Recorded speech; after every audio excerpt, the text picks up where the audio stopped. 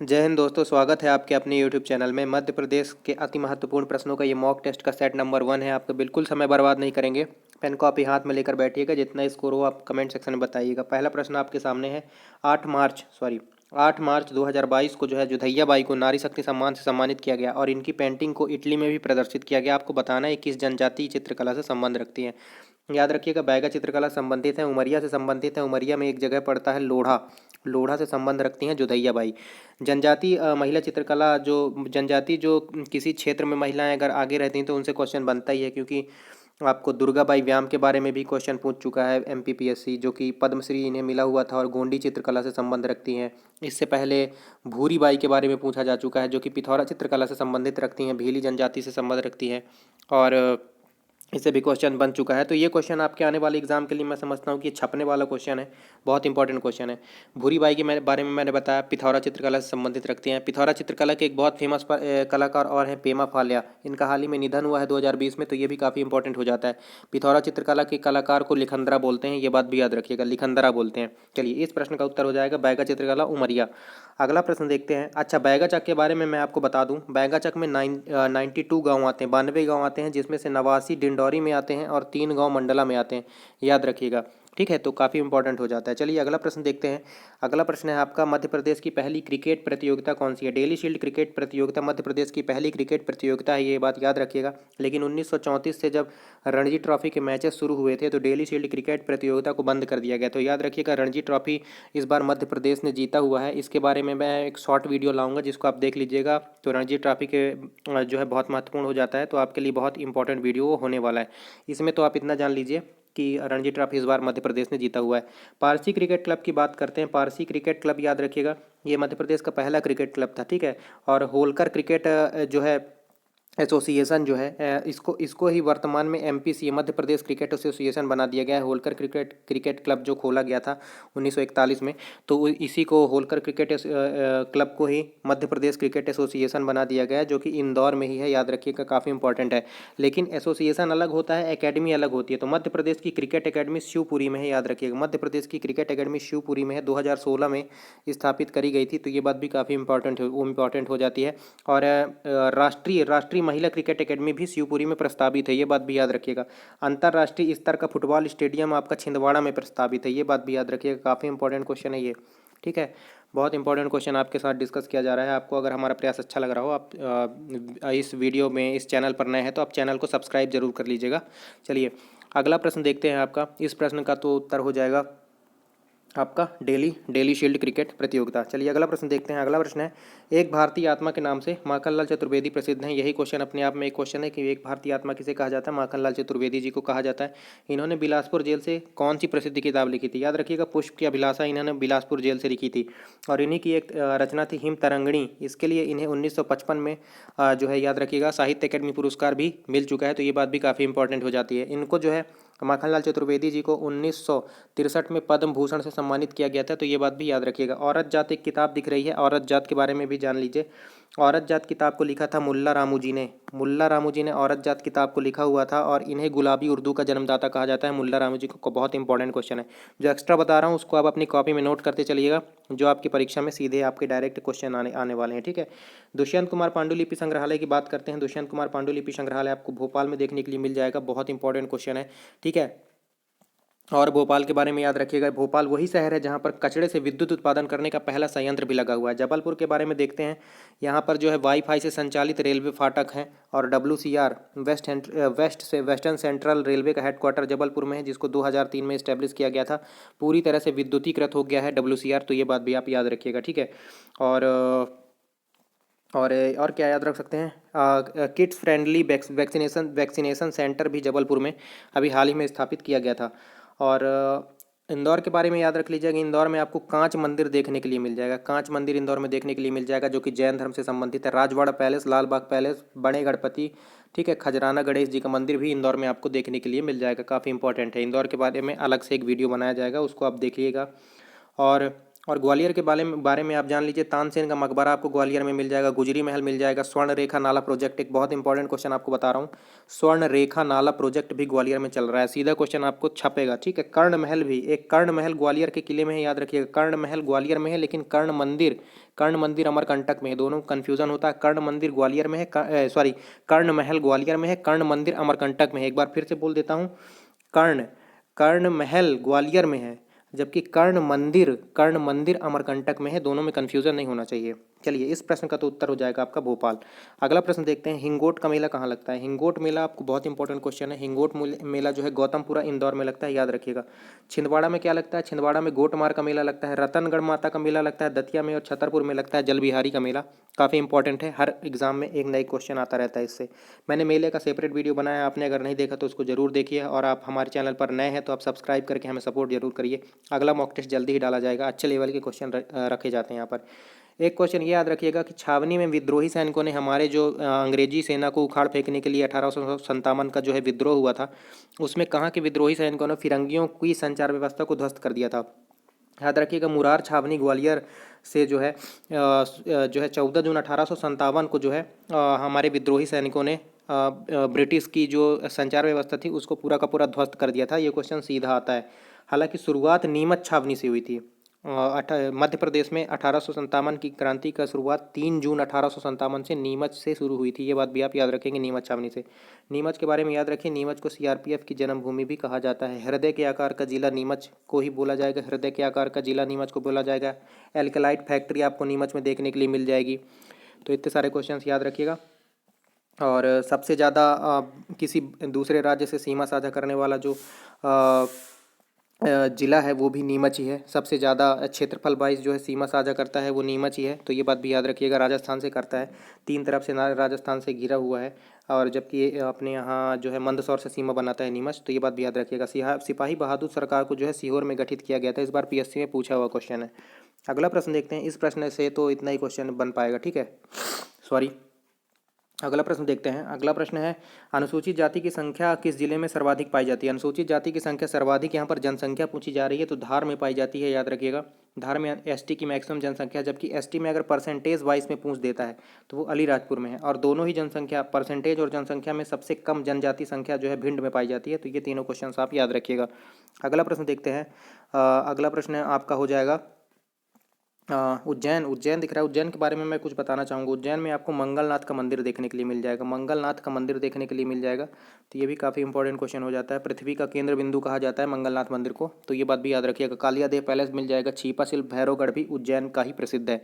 Kaliadeh palace को उज्जैन का ताजमहल भी कहते हैं, ये बात भी याद रखिएगा। काला ताजमहल बुरहानपुर में देखने के लिए मिल जाएगा आपको। मध्य प्रदेश का पहला सेलिंग स्कूल कहाँ स्थापित किया गया था। भोपाल में स्थापित किया गया था, याद रखिएगा। 2006 में स्थापित किया गया था मध्य प्रदेश का पहला सेलिंग स्कूल, भोपाल में 2006 में स्थापित किया गया था। भोपाल में 2007 में आपको घुड़सवारी एकेडमी मिल जाएगी, वाटर स्पोर्ट्स एकेडमी मिल जाएगी।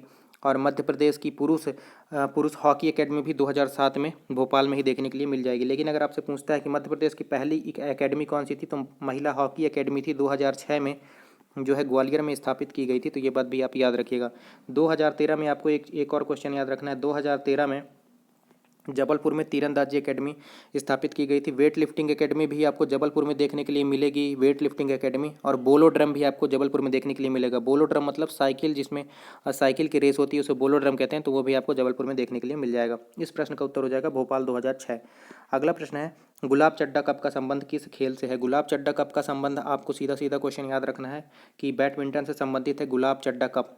फुटबॉल दिख रहा है, डूरंड कप, फुटबॉल से संबंधित है डूरंड कप। और इस बार का डूरंड कप जीता है गोवा फैंस क्लब ने, गोवा एफसी ने जो है जीता है। सीधे सीधे क्वेश्चन आता है, डूरंड कप का संबंध किस खेल से, फुटबॉल से, याद रखिएगा। एक संतोष ट्रॉफी का संबंध भी फुटबॉल से है, और इस बार की संतोष ट्रॉफी को जीता है केरल ने, याद रखिएगा, पश्चिम बंगाल को हराकर। और फीफा विश्व कप तो आपको पता ही होना चाहिए कि फीफा विश्व कप इस बार 2024 का जो है, सॉरी 2022 का फीफा विश्व कप जो है कतर दोहा में होने वाला है। तो ये बात भी आप याद रखिएगा, काफ़ी इंपॉर्टेंट है।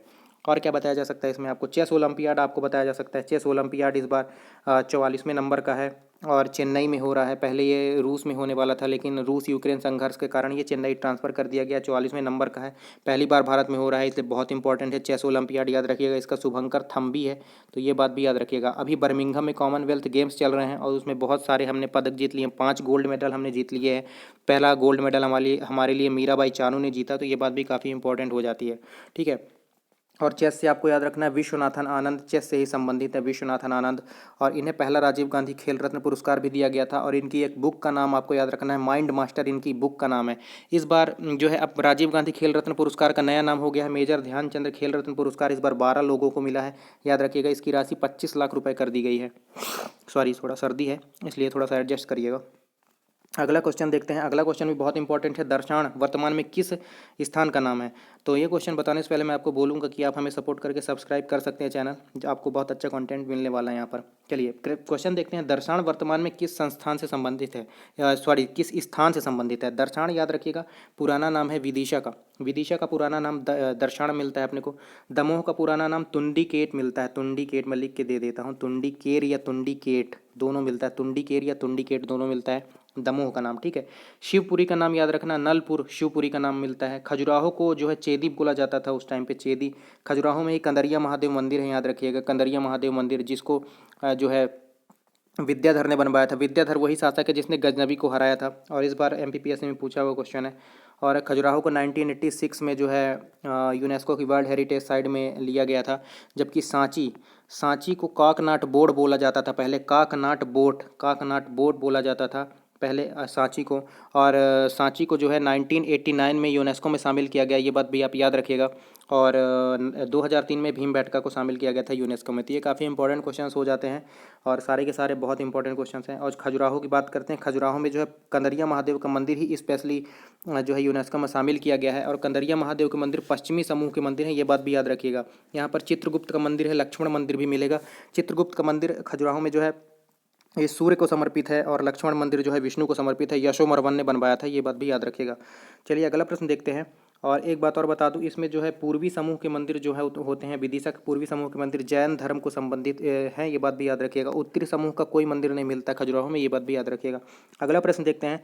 मध्य प्रदेश में गौ स्तंभ किस स्थान पर स्थापित किया गया? पहले तो मैं आपको एक चीज़ बता दूं, जिस किसी के अंत में गिरी लगा होता है वो जैन धर्म से संबंधित होता है, ये बात बिल्कुल सही है। तो इसमें से आप बता दीजिए कि कौन सा जैन धर्म से संबंधित नहीं है। इस प्रकार के प्रश्नों के लिए भी आप तैयार रहिएगा। याद रखिएगा कामदगिरी जैन धर्म से संबंधित नहीं है। कामदगिरी हिंदू तीर्थ स्थल है जो कि चित्रकूट में है। चित्रकूट में है। चित्रकूट के बारे में आपको बताना चाहूँगा। चित्रकूट मंदाकिनी नदी के किनारे है, मंदाकिनी नदी के किनारे है चित्रकूट। और मंदाकिनी नदी के पुराना नाम पायाश्वनी नदी मिलता है। सबरी जलप्रपात मंदाकिनी नदी में आपको देखने के लिए मिल जाएगा, ये भी काफ़ी इंपॉर्टेंट है। मंदाकिनी यमुना की सहायक नदी है, ये बात भी याद रखिएगा। चित्रकूट में आपको और क्या मिलेगा? आपको एक तुलसी शोध संस्थान आपको चित्रकूट में देखने के लिए मिलेगा। चित्रकूट 17 में पड़ता है, तो तुलसी शोध संस्थान आपको चित्रकूट में देखने के लिए मिल जाएगा। लेकिन तुलसी संग्रहालय आपको राम वन सतना में मिलेगा, दोनों में अंतर है। तुलसी शोध संस्थान आपको चित्रकूट में देखने के लिए मिलेगा, लेकिन तुलसी संग्रहालय राम वन सतना में आपको देखने के लिए मिल जाएगा। इस प्रश्न का उत्तर हो जाएगा गौ स्तंभ। गौ स्तंभ कहाँ पर स्थापित किया गया? हाल ही में पुष्पागिरी में जो है गौ स्तंभ स्थापित किया गया है, जो कि देवास का एक जैन तीर्थ स्थल है, सोनकच्छ में है। ठीक है। कामदगिरी मैंने बताया हिंदू तीर्थ स्थल चित्रकूट में है, और चित्रकूट में आपको स्फटिक शिला भी देखने के लिए मिल जाएगी। स्फटिक शिला भी आपको चित्रकूट में देखने के लिए मिल जाएगी।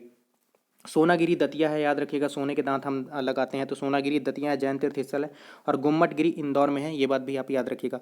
चलिए अगला प्रश्न देखते हैं। इस प्रश्न से इतना ही डिस्कस करेंगे। मध्य प्रदेश में मामा भांचा का मंदिर कहाँ देखने के लिए मिल जाएगा? मोस्ट इंपॉर्टेंट है। इसका नया नाम है गौरी सोमनाथ का मंदिर। इसका मूल नाम है गौरी सोमनाथ का मंदिर। गौरी सोमनाथ का मंदिर, इसी को मामा भांचा का मंदिर जो है बोला जाता है। और ये जो है आपको देखने के लिए मिलेगा ओमकारेश्वर में। ओमकारेश्वर में आपको देखने के लिए मिल जाएगा, ओमकारेश्वर खंडवा में आपको देखने के लिए मिल जाएगा जो है गौरी सोमनाथ का मंदिर, मोस्ट इंपॉर्टेंट है। मांडू की बात करते हैं। मांडू में आपको देखने के लिए मिल जाएगा नीलकंठ मंदिर, रेवा कुंड, हिंडोला महल, जहाज महल। ठीक है। और मछली नगरी भी मांडू को कहते हैं, ये बात भी याद रखिएगा। जहाज यहाँ का जो हिंडोला महल है, सॉरी हिंडोला महल जो है, इसको झूला राजप्रसाद भी बोलते हैं, क्योंकि ये 77 डिग्री झुका हुआ है। तो ये बात भी आप याद रखिएगा। इतना ही यहाँ से डिस्कस करेंगे। और अमरकंटक जो है पुष्पराजगढ़ तहसील अनूपपुर में पड़ता है, ये बात आपको पता होना चाहिए। उज्जैन में आपको महाकाल मंदिर मिलेगा दक्षिण मुखी, तो ये बात भी याद रखिएगा। क्षिप्रा नदी के तट पर है उज्जैन में। आपको क्षिप्रा नदी के तट पर जो है 2016 में सिंहस्थ का आयोजन भी किया गया था, तो ये बात भी याद रखिएगा। और इस प्रश्न का उत्तर तो हो जाएगा भाई ओंकारेश्वर। अगला प्रश्न है, एशिया का सबसे बड़ा narrow gauge railway junction Mainpur कहाँ पर पड़ता है? तो याद रखिएगा ये मंडला में पड़ता है, मंडला में पड़ता है एशिया का सबसे बड़ा नैरो गेज जो है मैनपुर। ये भी सारे के सारे इंपॉर्टेंट क्वेश्चन लिए हैं। मैंने बताया जब WCR जो है 2003 में स्थापित किया गया था, ये बात भी आप याद रखिएगा। RRB भोपाल 1982 में स्थापित किया गया था। जो रेलवे रिक्रूटमेंट बोर्ड है भोपाल का, वो 1982 में स्थापित किया गया था। अगला प्रश्न है, वर्ष 2019 में महिला पुलिस ट्रेनिंग सेंटर कहाँ स्थापित किया गया? वर्ष 2019 में महिला पुलिस ट्रेनिंग सेंटर जो हमारी अभी महिलाएं हैं, जो लड़कियां हैं, जो हमारी अभी मध्य प्रदेश पुलिस में जो सेलेक्ट होंगी कांस्टेबल में, उनको बहुत बहुत अग्रिम बधाई। वो छिंदवाड़ा में जो है ट्रेनिंग करने के लिए जाएंगी, और 2019 में महिला पुलिस ट्रेनिंग सेंटर जो है शुरू किया गया था। ठीक है, ये बात याद रखिएगा। और मैंने आपको एक बताया था राष्ट्रीय महिला क्रिकेट एकेडमी, वो शिवपुरी में है, और मध्य प्रदेश की क्रिकेट एकेडमी भी शिवपुरी में है 2016 में, लेकिन मध्य प्रदेश क्रिकेट एसोसिएशन वो इंदौर में है। एक बार इसलिए दोहरा दिया मैं, क्योंकि वो क्वेश्चन में आपको बहुत ज़्यादा कन्फ्यूज़न हो जाएगा। इस प्रश्न का उत्तर हो जाएगा आपका छिंदवाड़ा। बालाघाट में याद रखिए, बालाघाट का जो है जनसंपर्क कार्यालय है वो मध्य प्रदेश का पहला पेपरलेस कार्यालय बन गया है। भोपाल के बारे में याद रखिएगा, भोपाल में रानी कमलापति रेलवे स्टेशन है, रानी कमलापति रेलवे स्टेशन, जिसको 2013 में बंसल ग्रुप ने जो है लीज पर ले लिया है। ठीक है, तो ये बात भी याद रखिएगा, जो कि विश्व स्तरीय मध्य प्रदेश और भारत का पहला प्राइवेट रेलवे स्टेशन है। और दूसरा अभी हाल ही में घोषणा किया गया है कि खजुराहो रेलवे स्टेशन को जो है विश्व स्तरीय रेलवे स्टेशन बनाया जाएगा, ये मध्य प्रदेश का दूसरा होगा, तो ये बात भी याद रखिएगा। गौहर महल भी आपको भोपाल में देखने के लिए मिल जाएगा। इंदौर में बड़े गणपति और खजराना गणेश मंदिर आपको देखने के लिए मिल जाएगा, मैं आपको बता चुका हूँ। अगला प्रश्न है, किंग्स कॉलेज लंदन में मध्य प्रदेश के इंदौर निवासी किस व्यक्ति ने प्रार्थना कक्ष बनवाया है? याद रखिएगा, इसका सीधा उत्तर याद रखिएगा नकुल पटवा। ये बात आप याद रखिएगा, नकुल पटवा का नाम सीधा आप याद रखिएगा। इन्होंने जो है किंग्स कॉलेज लंदन में मध्य प्रदेश के है, ये इंदौर से संबंधित रखते हैं, प्रार्थना कक्ष बनवाया हुआ है। अगला प्रश्न है, आधुनिक चित्रकला का पितृ पुरुष किसे कहा जाता है? याद रखिएगा, देवलालीकर को आधुनिक चित्रकला का पितृ पुरुष कहा जाता है। ये मोस्ट इंपॉर्टेंट क्वेश्चन आपके लिए हो सकता है, मोस्ट इंपॉर्टेंट क्वेश्चन हो सकता है, सैयद हैदर रजा के बारे में आप मुझे कमेंट सेक्शन में बताइए। मंजूषा गांगुली भी चित्रकार हैं और ये ग्वालियर से संबंधित हैं। विष्णु चिंचालकर भी चित्रकार हैं, और ये कहाँ से संबंधित है आप मुझे कमेंट सेक्शन में बताइए। कुछ तो आपको भी मेहनत करनी पड़ेगी, कुछ तो आपको भी बताना पड़ेगा। ठीक है, चलिए, इस प्रश्न का उत्तर हो जाएगा देवलालीकर। सैयद हैदर रजा के बारे में मुझे एकदम करेक्ट बताइए कि कहाँ पर हैं, इनका जन्म जो है कहाँ पर हुआ था वर्तमान में। पहले तो ये किसी और जिले में आते थे, लेकिन वर्तमान में सैयद हैदर रजा का जन्म स्थान कौन सा है? और अनंत शून्य की प्रतिमा इनकी एक बहुत फेमस पेंटिंग है, ये बात भी आप याद रखिएगा। अगला प्रश्न देखते हैं। अगला प्रश्न है, 1818 में महाकौशल क्षेत्र में किसने विद्रोह किया था? याद रखिएगा, अप्पा जी भोसले ने महाकौशल क्षेत्र में 1818 में विद्रोह किया था। ये मोस्ट इंपॉर्टेंट क्वेश्चन हो सकता है। तात्या टोपे, याद रखिएगा, तात्या टोपे 18 अप्रैल 1859 में इन्हें शिवपुरी में फांसी दी गई थी। ये मोस्ट इंपॉर्टेंट क्वेश्चन है आपके लिए, मोस्ट इंपॉर्टेंट क्वेश्चन है, शिवपुरी में फांसी दी गई थी, तो ये बात आप याद रखिएगा। अगला और आखिरी प्रश्न है आपका, हेलमेट बैंक किस जिले में स्थापित किया गया? याद रखिएगा, नीमच में हेलमेट बैंक स्थापित किया गया है, तो ये मोस्ट इंपॉर्टेंट क्वेश्चन है। नीमच के बारे में मैंने एक पॉइंट आपको बताया, ये नेत्रदान राजधानी कही जाती है, क्योंकि यहाँ पर बहुत ज़्यादा नेत्रदान किए जाते हैं, सबसे ज़्यादा, और बहुत ही अच्छी बात है। हृदय के आकार का जिला अगर पूछता है कौन सा है, नीमच है। क्षेत्रफल वाइज अगर सबसे ज़्यादा सीमा साझा करता है तो कोई जिला है, वो नीमच है, जो कि राजस्थान से बहुत ज़्यादा सीमा साझा करता है। एक साइड से ये बंद तौर से मध्य प्रदेश से जो है सीमा साझा करता है, बाकी ये राजस्थान से एरिया वाइज सबसे बड़ा ज़्यादा सीमा साझा करने वाला जिला है, तो वो नीमच ही है। ये मोस्ट इंपॉर्टेंट बात हो गई।